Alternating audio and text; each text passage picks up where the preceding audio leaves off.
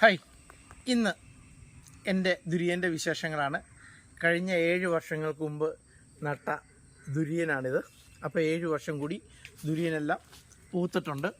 ഇത് മുസാങ് കിങ് എന്ന് പറയുന്ന ഒരു വെറൈറ്റിയാണ്. അതായത് ദുരിയനിൽ ഏറ്റവും മുന്തിയ ഇനം വെറൈറ്റിയാണ് മുസാങ് കിങ്.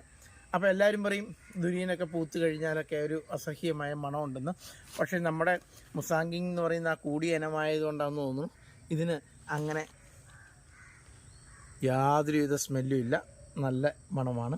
അതുപോലെ ഇതിൻ്റെ ഈ സൈഡ് തായ്തടിയിലൊന്നും പൂവിട്ടിട്ടില്ല, സൈഡിലെ ശിഖരങ്ങളിലാണ് ഉണ്ടായിരിക്കുന്നത്.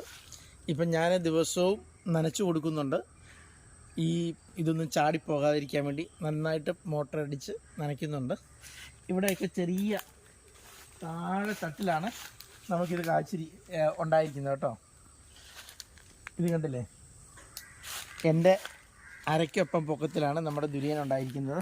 അപ്പോൾ ഇതാണ് ദുരിയൻ്റെ ആ ഫ്ലവർ. ഇവിടുന്ന് ചാടിയതാണ് വിരിഞ്ഞ്.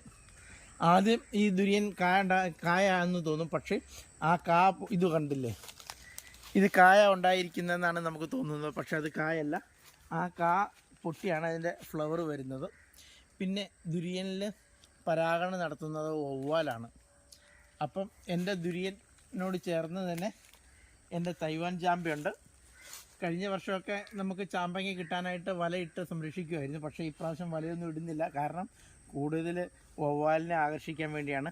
അങ്ങനെ വവ്വാൽ മുഖാന്തരമാണ് നമ്മുടെ ദുരിയന് പരാഗണം നടത്തുന്നത്.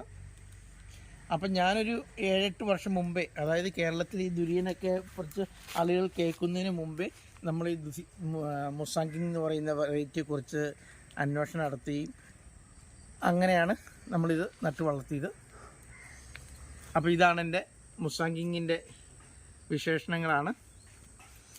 അപ്പോൾ ഇത് കാണുന്ന എല്ലാവരും ഒന്ന് ലൈക്ക് ചെയ്യണം, ഷെയർ ചെയ്യണം, സബ്സ്ക്രൈബ് ചെയ്യണം. Thank you.